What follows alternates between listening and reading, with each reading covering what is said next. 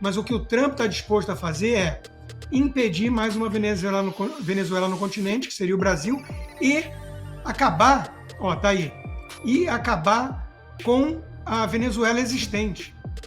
Então ele está disposto a fazer isso, usando a força militar, ataques cirúrgicos da CIA, se for preciso, né? Eu acho que ele botou na cabeça que os dias do Maduro estão contados.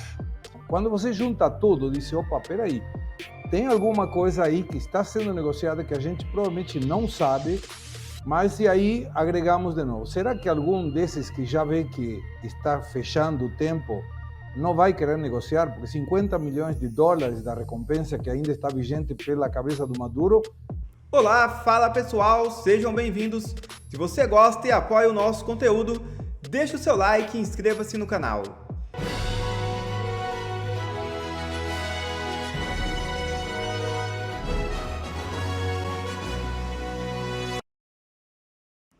Lula diz que o Brasil está disposto a ajudar na crise entre Estados Unidos e Venezuela. O presidente afirmou que o tema foi mencionado em conversa com Trump. Lula disse nesta segunda-feira que o Brasil está disposto a contribuir para uma solução pacífica na crise da Venezuela e defendeu que o problema deve ser resolvido na mesa de negociação e não na base da bala. Lula disse que o tema foi mencionado durante a conversa com o presidente dos Estados Unidos, Donald Trump, na Malásia. Abre aspas. Eu que entrei no assunto, porque no material que entreguei a ele estava colocada a questão da Venezuela. Conheço a situação e acho que é importante ser resolvida na mesa de negociação. Fecha aspas. Afirmou Lula em entrevista coletiva na capital da Malásia. Os Estados Unidos vêm realizando ataques a embarcações que estariam a serviço do narcotráfico e posicionaram embarcações militares no Mar do Caribe, o que despertou a preocupação de Lula. Lula reforçou a Trump que o Brasil tem experiência na mediação de crises políticas e citou o grupo de amigos da Venezuela, criado em 2003, como exemplo de diálogo bem-sucedido. Abre aspas. O Brasil já ajudou uma vez a fortalecer a democracia venezuelana. Acho que é possível encontrar uma solução, se houver disposição de negociação. Fecha aspas. Afirmou Lula. O que Lula ajudou foi a fortalecer a ditadura na Venezuela. Isso sim. O único problema do plano de Lula é que Donald Trump não negocia com o narcoterrorista. A única condição que deve ser aceita por ele é a rendição de Maduro e o fim do narcotráfico na América Latina. É isso, vamos nos aprofundar um pouquinho no amor que o Lula sente por ditadores. Daqui a pouquinho a gente vai falar do amor que o Lula sente por traficantes, né, por narcotraficantes. Na conversa de hoje, como disse, consta, o Lula se ofereceu para atuar como interlocutor na crise entre Estados Unidos e Venezuela. Nas últimas semanas, o governo Trump tem enviado forças navais, aéreas e terrestres para o Caribe, né? E na sexta-feira agora anunciou o envio do maior porta-aviões da sua frota, esse que está aí na tela, o Gerald Ford, USS Gerald Ford, um porta-aviões enorme, né? E é mais um reforço nessa campanha antidrogas. Na quinta-feira, um bombardeiro americano B-1B sobrevoou o Mar do Caribe, perto da Venezuela, segundo dados de rastreamento de voos. Os Estados Unidos, no total, já mobilizaram 7 navios de guerra no Caribe e 1 no Golfo do México, e reivindicaram 9 ataques nas últimas semanas, que resultaram em pelo menos 37 mortes de traficantes de drogas. E o Nicolás Maduro, ditador venezuelano, claro, está desesperado, e ele pediu que os Estados Unidos evitem conflitos armados. Num inglês sofrível, o Maduro disse "No crazy war, please", ou "sem guerra louca, por favor". Not war, not war, not war. Just peace, just peace, just peace, forever, forever, forever. Peace forever. No crazy war. No a la guerra loca. No crazy war, no crazy war. Please, please, please. Yes, peace. Peace forever, peace forever. Victory forever, defeats. Victory forever, defeats. Esto se llama lenguaje tarzaneado. Si se traduce al español tipo Tarzán sería no guerra, no guerra, no querer guerra, no a la guerra de los locos, no a la locura a la guerra. Esa sería la traducción, ¿verdad? Sí paz, sí paz, sí paz por siempre. Vitória por sempre de paz. Costa, na verdade, isso se traduz assim: quem tem UC tem medo. Ele tá louquinho, né? Tá na iminência de cair esse regime de podre, de Maduro. Ele tá louquinho, louquinho.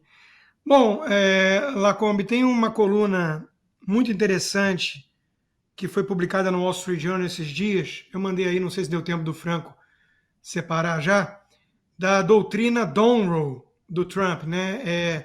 Fazendo uma analogia à doutrina Monroe, que era não tocar na América Latina na época do William Monroe, né?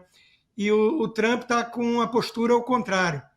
Ele quer dominar as Américas. Ele entendeu que se você deixar a América em paz, a China transforma a América em seu quintal, né? Então, o próprio Maduro andou se gabando aí, não sei qual é o grau de verdade disso, dizendo que tem 5.000 mísseis russos prontos para disparar, né? Ele fala ao mesmo tempo que não quer guerra, mas diz que está preparado. E o Trump, por sua vez, ele está agindo. Ele não está com retórica, ele está com a CIA, ele está com o maior porta-aviões do país, ele está se movendo na região, porque ele não está afim de permitir que esses narco-estados fiquem livres para mandar drogas, fentanil e ceifar a vida de centenas de milhares de americanos. Então já destruiu mais de 10 barcos, né, que claramente dá para ver que estão carregando drogas, uns barris azuis que não são pescado, né? E essa doutrina veio para ficar. Essa doutrina tem a ver exatamente com a guerra de tabuleiros com a China. Por isso, ele pode estar disposto a fazer algumas concessões tarifárias ao Brasil, sim, né? Porque ele quer afastar o Brasil da China. O próprio Marco Rubio teria dito coisas nesse sentido, né? Falando, vocês estão melhores perto dos Estados Unidos do que da China, né? Tem um outro texto interessante, esse eu não mandei, Franco, então esquece, não dá tempo, mas é um texto mostrando por que o Brasil, está na Gazeta do Povo, tá? Por que o Brasil não pode substituir a China como parceiro comercial dos Estados Unidos. A China está muito mais high-tech, tem produtos muito mais semi-acabados. O Brasil ainda está exportando commodities, basicamente. Além do tamanho, né? A China exporta só de produtos tecnológicos 300 e poucos bilhões, só isso já é mais do que o Brasil exporta no total, né? Então não dá para competir realmente Brasil como substituto da China. Isso é algo importante para ser mantido em mente aqui nesse tabuleiro geopolítico. Mas o que o Trump está disposto a fazer é impedir mais uma Venezuela no continente, que seria o Brasil, e acabar, tá aí, e acabar com a Venezuela existente. Então ele está disposto a fazer isso, usando a força militar, ataques cirúrgicos da CIA, se for preciso, né? Eu acho que ele botou na cabeça que os dias do Maduro estão contados. E acho que ele está falando muito a sério quando ele fala algo dessa natureza, né? Então, vamos aguardar qual a próxima jogada. Eu acho que o Maduro está losing it, como a gente diz, está surtadinho, porque acho que ele entendeu que a coisa é para valer dessa vez. Eu acho que fica muito claro, né, que vem uma sequência. Então, parece muito claro que o Maduro é o primeiro alvo, né? O Gustavo Petro da Colômbia é o segundo, e o Lula está trabalhando incansavelmente para ser o terceiro, de alguma forma, porque fora hoje não ter sido humilhado, ele, né, deu chance aí para que o Trump ficasse realmente irritado com ele. E a gente sabe da ligação de todos esses, né, chefes de Estado e governo, mas no caso do Hugo Chávez, um ditador, né, com o dinheiro podre, com o dinheiro do tráfico de drogas. A gente teve agora, essa semana, o ex-secretário assistente para o financiamento do terrorismo do Departamento do Tesouro dos Estados Unidos, o Marshall Billingsley. Ele acusou a ditadura venezuelana de utilizar dinheiro sujo e corrupto para financiar campanhas políticas de esquerda na América Latina. Em audiência do Comitê do Senado sobre o Controle Internacional de Narcóticos, o Billingsley citou o financiamento da campanha do presidente da Colômbia, Gustavo Petro, e afirmou que o regime chavista canalizou recursos ilícitos pro Brasil e pro México. Key point here, when you look at the regime that has fostered the socialist plague that has spread across Latin America, it's the Venezuelans. It's corrupt, dirty Venezuelan money that underwrote the Petro campaign. They funneled money into Mexico. They funneled money into Brazil. Once we have democracy restored in Venezuela, all of that subversion money that has been underwriting the socialist campaigns around the region dries up. So does the oil revenues to the Cuban regime, all of the support to the Nicaraguans. We forget about what Ortega is doing to the Nicaraguan people. It's a travesty. E esse é mais um relato parecido com o feito pelo Hugo Carvajal, né, que vai ter a sentença divulgada. Ele foi extraditado para os Estados Unidos, vai ter a sentença divulgada no dia 19 de novembro. Está todo mundo na expectativa. O Carvajal, que era o chefe da inteligência militar da Venezuela, ex-general chavista, né? E o El Pollo, o Hugo Carvajal, é delator, e ele já expôs as alianças entre o socialismo latino-americano e o crime internacional, Ana. Então, está tudo ligado, né? Não tem como separar Petro de Lula, de Maduro, e traficantes de drogas, e contrabandistas de armas, e terroristas. Eles estão todos misturados.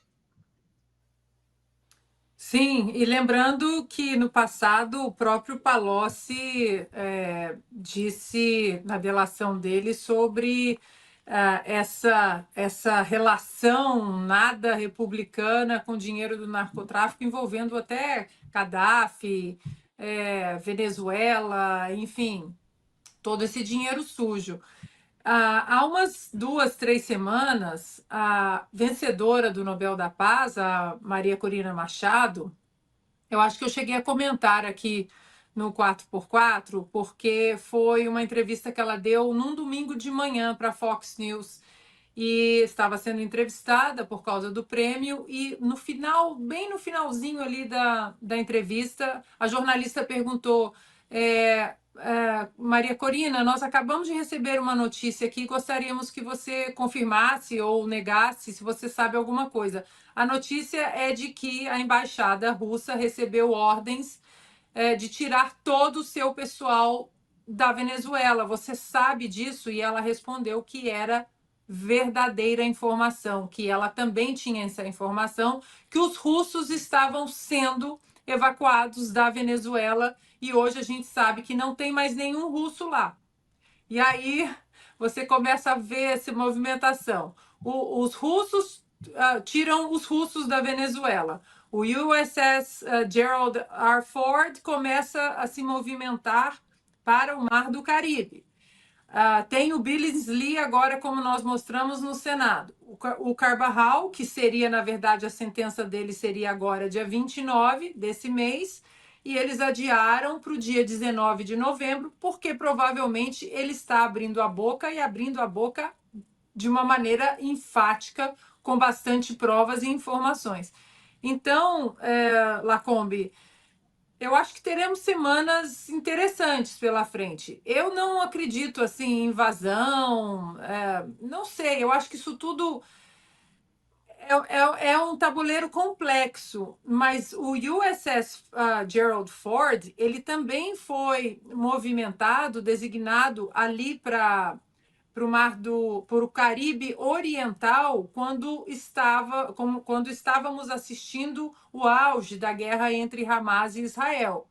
E aí aquilo ali já foi o fato da presença do Gerald Ford estar ali, significou o suficiente até para que os acordos dessem sequência.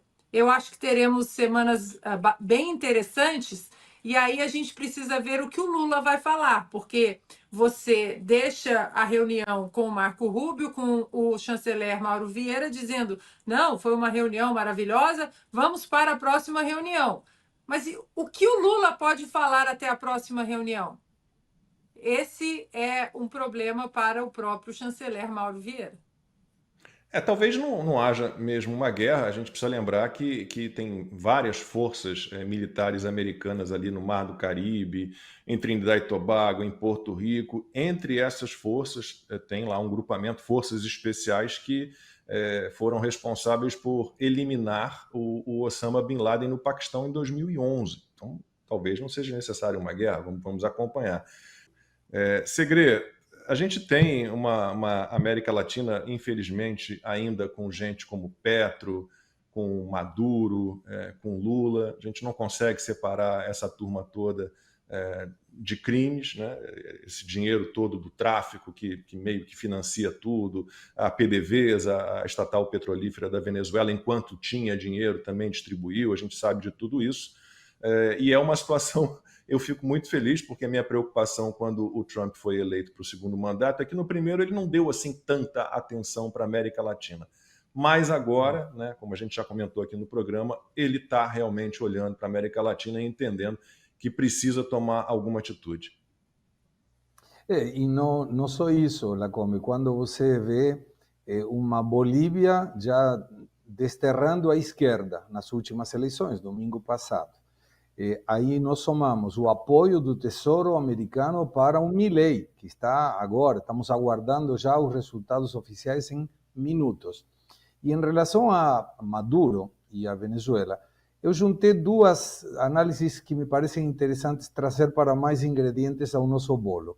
A primeira foi que Miami Herald publicou uma matéria em que Delcy Rodrigues, a vice-presidente executiva, cujo irmão é o presidente da Assembleia Legislativa, do Congresso, ou seja, fica tudo na família, tinha feito uma proposta para o governo americano que foi denegada em abril primeiro, mencionando que estariam de acordo com um governo de transição, mantendo a Maduro no território venezuelano. Em setembro, segundo essa mesma matéria, já foi feita uma proposta em que Maduro teria um exílio em Turquia ou em Catar, e que a transição seria por parte dela, Delcy Rodrigues, vice-presidente executiva, e um outro Rodrigues, que está em Espanha e que foi um exiliado por criticar o governo Maduro. E quando a gente junta isso, eu, pessoalmente, para o Faroeste Brasileira, entrevistei a Maria Corina Machado.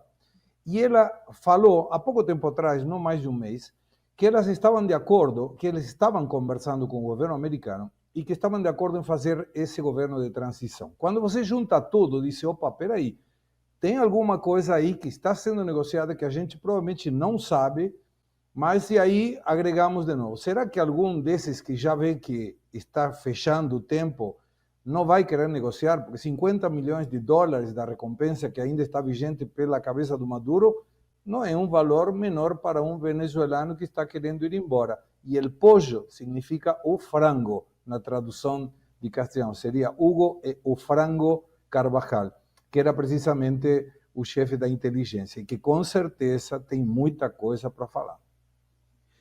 Vamos aproveitar então o Gustavo Segre, daqui a pouco alguns números da eleição legislativa